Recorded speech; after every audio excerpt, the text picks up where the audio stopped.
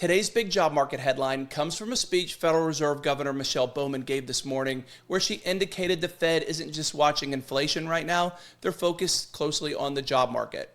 She said, so far this year, even with inflation within range of our target, the committee has focused primarily on the inflation side of the dual mandate.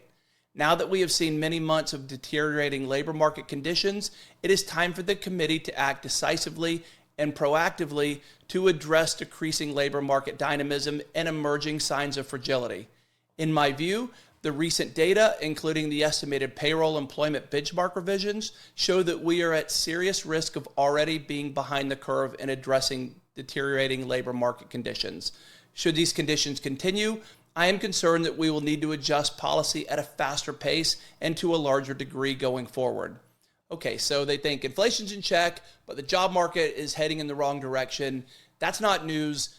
I wish they would have arrived at that conclusion sooner. It's been pretty obvious. All the signs were there. It didn't take this major revision that was just announced for us to realize that, but nonetheless, that's where they are now.